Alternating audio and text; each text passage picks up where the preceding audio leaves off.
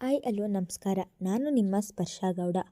ಯಾರೆಲ್ಲ ಇನ್ನೂ ಕಾಮನಬಿಲ್ಲು ಕಥಾಗುಚ್ಛ ಯೂಟ್ಯೂಬ್ ಚಾನಲ್ಗೆ ಸಬ್ಸ್ಕ್ರೈಬ್ ಆಗಿಲ್ವೋ ಕೂಡಲೇ ಸಬ್ಸ್ಕ್ರೈಬ್ ಆಗಿ. ಕತೆ ಇಷ್ಟ ಆದರೆ ಶೇರ್ ಮಾಡಿ, ಲೈಕ್ ಮಾಡಿ ಹಾಗೂ ಕಮೆಂಟ್ ಮಾಡಿ. ನಾನು ಇವತ್ತು ಹೇಳ್ತಿರೋ ಕತೆ ಒಂಗಿರಣ ಭಾಗ 240. ಅವರ ಮಾತನ್ನು ಕೇಳಿ ಪ್ರಜ್ಞೆ ತಪ್ಪಿ ನೆಲಕ್ಕೆ ಉರುಳಿದ ಆರಾಧ್ಯಳನ್ನು ನೋಡಿ ನಿಂತ ನೆಲವೇ ಕುಸಿದಂತಾಯಿತು ವಸುಂಧರ ಅವರಿಗೆ. ತನ್ನ ಮಾತಿನಿಂದಲೇ ಇವಳಿಗೆ ಹೀಗಾಯಿತು ಎಂದು ಅದಾಗಲೇ ಅವರ ಮನದಲ್ಲಿ ಭಯ ಆವರಿಸಿತು. ಅವಳು ಬೀಳುತ್ತಿದ್ದ ಹಾಗೆ ಒಡನೆಯೇ ಅವಳ ಕೆನ್ನೆ ತಟ್ಟಿದವರು ಆರಾಧ್ಯ ಆರಾಧ್ಯ ಎಂದು ಕೂಗತೊಡಗಿದರು. ಅವರು ಅಳುತ್ತಾ ಎಷ್ಟೇ ಕೂಗಿದರೂ ಕೂಡ ಆರಾಧ್ಯ ಕಣ್ಣು ಬಿಡಲಿಲ್ಲ. ಅವಳ ಸ್ಥಿತಿಯನ್ನು ನೋಡಿ ಮೊದಲಿಗೆ ವಸುಂಧರ ಅವರಿಗೆ ಕೈಕಾಲು ಆಡಲಿಲ್ಲ. ನಂತರ ಏನನ್ನೋ ಯೋಚಿಸಿದವರು ಒಡನೆ ಅಡಿಗೆ ಮನೆಗೆ ಬಂದು ನೀರನ್ನು ತೆಗೆದುಕೊಂಡು ಹೋಗಿ ಅವಳ ಮುಖಕ್ಕೆ ಚಿಮುಕಿಸಿದರು. ಆದರೂ ಕೂಡ ಅವಳು ಕಣ್ಣು ಬಿಡಲಿಲ್ಲ. ಮುಖದ ಮೇಲಿನ ನೀರಿನ ಸ್ಪರ್ಶವಾದರೂ ಸಹ ಕಣ್ಣು ಬಿಡದವಳನ್ನು ನೋಡಿ ಅವರ ಭಯ ದುಪ್ಪಟ್ಟಾಗಿತ್ತು. ಒಡನೆ ಅಲ್ಲಿಯ ಟೇಬಲ್ ಮೇಲೆ ಇರಿಸಿದ ಅವಳ ಮೊಬೈಲ್ ಕಣ್ಣಿಗೆ ಬಿದ್ದಿದ್ದರಿಂದ ಮೊಬೈಲ್ ತೆಗೆದುಕೊಂಡು ರಿಷಿಗೆ ಕರೆ ಮಾಡಿದರು. ತುಂಬ ದಿನಗಳ ಹಿಂದೆಯೇ ಶರದಿ ಸ್ಮಾರ್ಟ್ಫೋನಿನಲ್ಲಿ ಕಾಲ್ ಮಾಡುವ ಕಾಲ್ ರಿಸೀವ್ ಮಾಡುವುದನ್ನು ಹೇಳಿಕೊಟ್ಟಿದ್ದರಿಂದ ಈಗ ಅವರಿಗೆ ಸುಲಭವಾಗಿತ್ತು. ಆದ್ದರಿಂದ ರಿಷಿಗೆ ಫೋನ್ ಹಾಯಿಸಿದರು. ಇತ್ತ ಗ್ಯಾರೇಜಿನಲ್ಲಿ ಕೆಲಸ ಮಾಡುತ್ತಿದ್ದವನು ತನ್ನ ಫೋನ್ ಶಬ್ದ ಮಾಡಿದ್ದನ್ನು ತೆಗೆದು ನೋಡಿದರೆ ಆರಾಧ್ಯ ಕರೆ ಮಾಡಿರುವುದನ್ನು ನೋಡಿ ಖುಷಿಯಾಗಿತ್ತು ಅವನಿಗೆ. ತುಂಬ ದಿನದಿಂದ ನನ್ನ ಜೊತೆ ಮಾತನಾಡದೇ ಇದ್ದವಳು ಇಂದು ಕರೆ ಮಾಡುವುದನ್ನು ನೋಡಿ ಕೆಲಸ ಮಾಡಿ ಆಯಾಸವಿದ್ದರೂ ಸಹ ಅವನ ಮನಸ್ಸು ಅಕ್ಕಿಯಂತೆ ಆರಿತು. ತಡ ಮಾಡದೆ ಒಡನೆ ಕರೆ ಸ್ವೀಕರಿಸಿ ಹೇಳಿ ಆರಾಧ್ಯ ಎಂದಿದ್ದನು. ರಿಷಿ ನಾನು ಕಣೋ ಎಂದು ಹೇಳುತ್ತಲೇ ಅಳತೊಡಗಿದರು ವಸುಂಧರ ಅವರು. ತನ್ನ ಅಮ್ಮ ಅಳುವುದನ್ನು ನೋಡಿ ಆಘಾತವೇ ಆಯಿತು ಅವನಿಗೆ. ಅಮ್ಮ ಏನಾಯಿತು, ಯಾಕೆ ಅಳ್ತಿದ್ದೀಯಾ ಎಂದು ಅದೇ ಆತಂಕದಲ್ಲಿ ಕೇಳಿದನು. ರಿಷಿ ಆರಾಧ್ಯ ಪ್ರಜ್ಞೆ ತಪ್ಪಿದ್ದಾಳೆ ಕಣೋ, ಮಾತನಾಡುತ್ತಿಲ್ಲ. ನನಗೆ ಏನು ಮಾಡಬೇಕು ಎಂದು ಒಂದು ತಿಳಿಯುತ್ತಿಲ್ಲ. ತುಂಬ ಭಯವಾಗ್ತಿದೆ ಎಂದು ಮತ್ತೆ ಅಳಲು ಶುರು ಮಾಡಿದರು. ತನ್ನ ಅಮ್ಮನ ಮಾತು ಕೇಳಿ ಅವನಿಗೂ ಕೂಡ ಭಯವಾಯಿತು.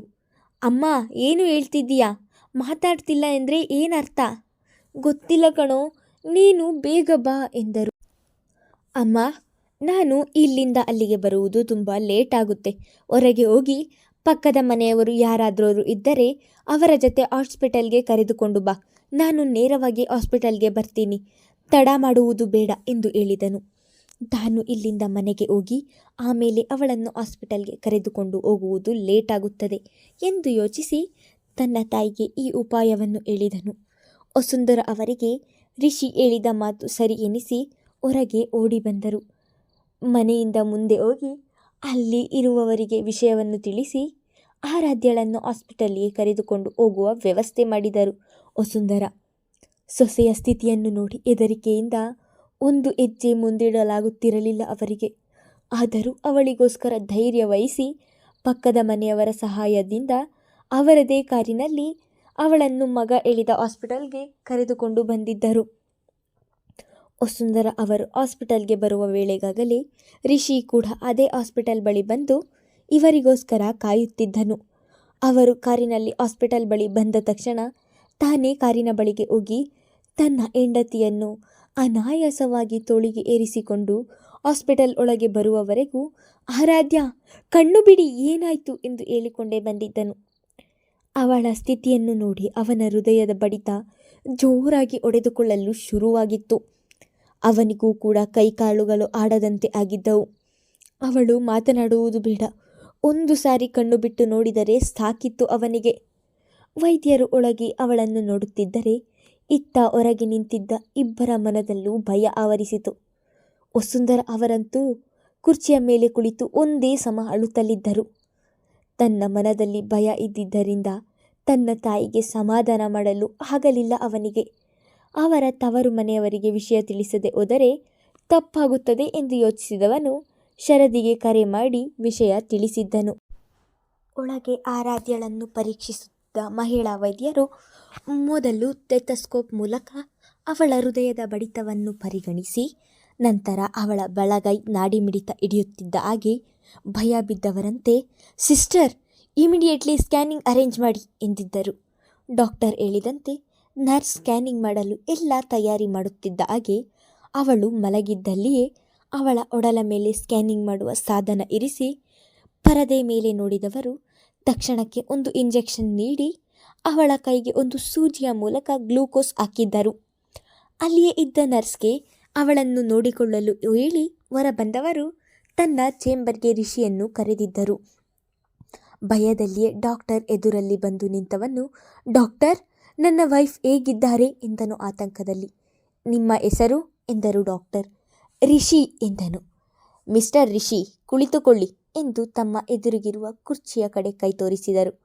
ಅವನು ಕುಳಿತುಕೊಳ್ಳುತ್ತಿದ್ದ ಹಾಗೆ, ಮಿಸ್ಟರ್ ರಿಷಿ, ನಿಮ್ಮ ವೈಫನ್ನು ಯಾವ ಗೈನಕಾಲಜಿಸ್ಟ್ ಬಳಿ ತೋರಿಸುತ್ತಿದ್ರಿ ಎಂದರೆ.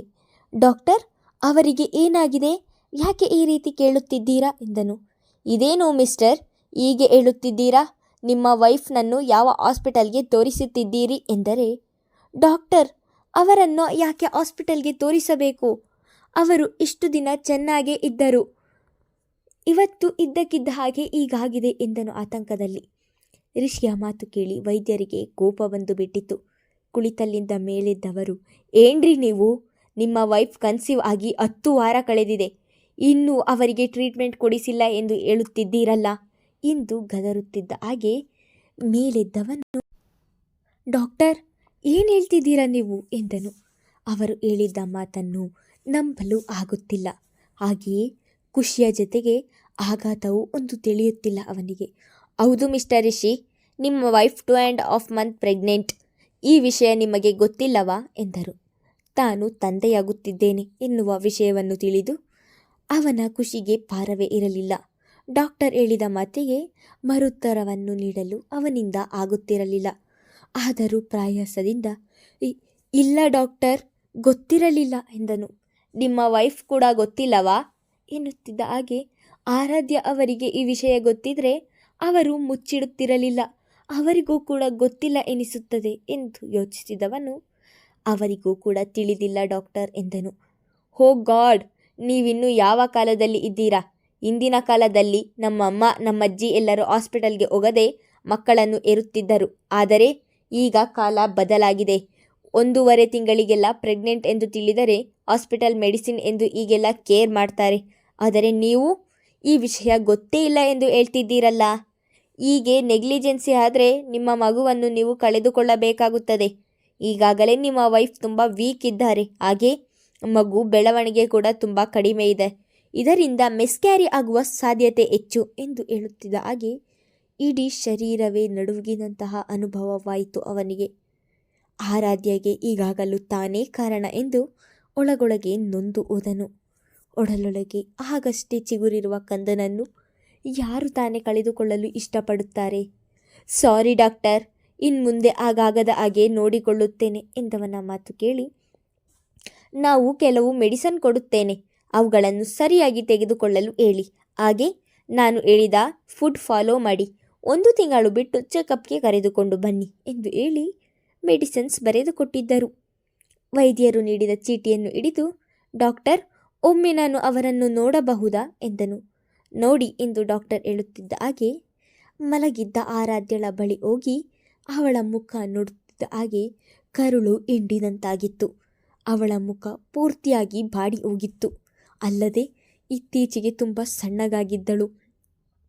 ಹಣೆಯ ಮೇಲೆ ಕೈ ಇರಿಸಿ, ಸಾರಿ ಆರಾಧ್ಯ, ನನ್ನಿಂದ ನೀವು ತುಂಬ ನೋವು ಪಡುವ ಹಾಗೆ ಆಗಿದೆ ಎಂದವನ ನೋಟ ಅವಳ ಒಡಲ ಕಡೆಗೆ ಹರಿಯಿತು. ಮೆಲುವಾಗಿ ಅವಳ ಒಡಲ ಮೇಲೆ ಕೈ ಇರಿಸಿದವನಿಗೆ ಮೊದಲ ಬಾರಿಗೆ ತಂದೆ ಎನ್ನುವ ಅನುಭವವಾಯಿತು. ಆ ಅನುಭವವನ್ನು ಪದಗಳಲ್ಲಿ ವಿವರಿಸಲಾಗುವುದಿಲ್ಲ. ಅದಾಗಲೇ ಅವನ ಕಣ್ಣಿನಿಂದ ನೀರು ಇಳಿದಿದ್ದವು. ತನ್ನ ಕಣ್ಣಲ್ಲಿದ್ದ ನೀರನ್ನು ತೊಡೆದುಕೊಂಡು, ನಾನು ನಿರೀಕ್ಷೆ ಮಾಡದೇ ಇರುವ ಉಡುಗೊರೆ ನೀಡುತ್ತಿರುವುದಕ್ಕೆ ಥ್ಯಾಂಕ್ ಯು ಸೋ ಮಚ್ ಆರಾಧ್ಯ ಎಂದು ಅವಳ ಹಣೆಗೆ ಪುಟ್ಟ ಮುತ್ತ ನೀಡಿಸಿ ಹೊರಗೆ ಬಂದಿದ್ದನು. ಇದು ಯಾವುದರ ಅರಿವು ಇಲ್ಲದೆ ಹಾಗೆ ಮಲಗಿದ್ದಳು ಆರಾಧ್ಯ. ಇಲ್ಲಿ ಇನ್ನೊಂದು ವಿಶೇಷತೆ ಇದೆ. ಏನೆಂದರೆ, ಯಾವುದೇ ಹೆಣ್ಣು ತಾಯಿಯಾಗುತ್ತಿರುವುದು ಮೊದಲ ಅವಳಿಗೆ ತಿಳಿಯುತ್ತದೆ. ಆದರೆ ಇಲ್ಲಿ ತಾನು ತಂದೆಯಾಗುತ್ತಿದ್ದೇನೆ ಎಂದು ಮೊದಲು ರಿಷಿಗೆ ತಿಳಿಯಿತು. ಅವನ ಆ ಖುಷಿಯನ್ನು ಹೇಗೆ ವ್ಯಕ್ತಪಡಿಸಬೇಕು ಎನ್ನುವುದು ಅವನಿಗೂ ಕೂಡ ತಿಳಿಯುತ್ತಿಲ್ಲ. ತನ್ನ ಹೆಂಡತಿಯನ್ನು ನೋಡಿ ಸೋತ ಕಾಲುಗಳನ್ನು ಎಳೆದುಕೊಂಡು ಹೊರಗೆ ಬರುತ್ತಿದ್ದ ಹಾಗೆ ಅವನ ಎದುರಿಗೆ ಬಂದ ಶರದಿ, ಅಣ್ಣ, ಆರಾಧ್ಯಗೆ ಏನಾಯಿತು, ಈಗ ಹೇಗಿದ್ದಾಳೆ ಎಂದು ಆತಂಕದಲ್ಲಿಯೇ ಕೇಳಿದಳು. ರಿಷಿ ಕರೆ ಮಾಡಿ ವಿಷಯ ತಿಳಿಸುತ್ತಿದ್ದ ಹಾಗೆ ಧನುಷ್, ಶರದಿ ಇಬ್ಬರೂ ಅಲ್ಲಿಗೆ ಬಂದಿದ್ದರು. ತಂಗಿಯ ಮಾತು ಕೇಳಿದವನಿಗೆ ಇಷ್ಟರವರೆಗೂ ತಡೆ ಹಿಡಿದಿದ್ದ ದುಃಖ ಹೊರಬಂತಂತಾಗಿ ಒಡನೆಯೇ ಅವಳನ್ನು ತಬ್ಬಿ, ನೀನು ಅತ್ತೆಯಾಗುತ್ತಿದ್ದೀಯ ಶರದಿ ಎಂದು ಹೆಣ್ಣು ಮಕ್ಕಳ ಹಾಗೆ ಹತ್ತು ಬಿಟ್ಟನು. ಅವನು ಮೊದಲ ಬಾರಿಗೆ ಎಲ್ಲರೆದುರಿಗೆ ಈ ರೀತಿಯ ದುಃಖವನ್ನು ಹೊರಹಾಕುತ್ತಿರುವುದು. ಅಲ್ಲಿಯೇ ನಿಂತಿದ್ದ ಧನುಷ್ ಈ ವಿಷಯವನ್ನು ಕೇಳಿ, ರಿಷಿ, ಏನು ಹೇಳ್ತಿದ್ದೀಯಾ, ನನ್ನ ಮುದ್ದು ತಾಯಿ ಆಗ್ತಿದ್ದಾಳಾ ಎಂದನು. ಅವನ ಮಾತು ಕೇಳಿ ಇಹಕ್ಕೆ ಮರಳಿದವನು ಶರದಿಯಿಂದ ಹಿಂದೆ ಸರಿದು ತನ್ನ ಕಣ್ಣೀರನ್ನು ತೊಳೆದುಕೊಂಡು, ಹೌದು ಧನು ಎಂದಿದ್ದನು. ರಿಷಿಯ ಮಾತು ಕೇಳಿದ ಧನುಷ್ಗೆ, ಅಣ್ಣ ಅಣ್ಣ ಎಂದು ತನ್ನ ಬೆರಳು ಹಿಡಿದು ಓಡಾಡುತ್ತಿದ್ದ ಆರಾಧ್ಯಳ ಪುಟ್ಟ ಮುಖ ಕಣ್ಣಿಗೆ ಕಟ್ಟಿದಂತಾಯಿತು. ಅಷ್ಟು ಪುಟ್ಟಗಿದ್ದವಳು ಎಷ್ಟು ಬೇಗ ಬೆಳೆದು ಅವಳು ಒಂದು ತಾಯಿಯಾಗುತ್ತಿದ್ದಾಳೆ ಎಂದು ನೆನೆದವನ ಕಣ್ಣುಗಳು ಕೂಡ ತುಂಬಿದವು.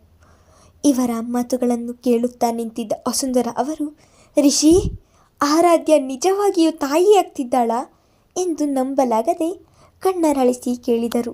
ಹೌದು ಅಮ್ಮ ಎಂದನು. ಆ ಖುಷಿಗೆ ಅವರ ಕಣ್ಣಿಂದಲೂ ಕೂಡ ನೀರು ಇಳಿದಿದ್ದವು. ತನ್ನ ತವರು ಮನೆಯ ಕುಡಿ ಬರುತ್ತಿದೆ ಎಂದು ಶರದಿಯ ಸಂತೋಷಕ್ಕಂತೂ ಪಾರವೇ ಇರಲಿಲ್ಲ. ಮುಂದುವರೆಯುವುದು.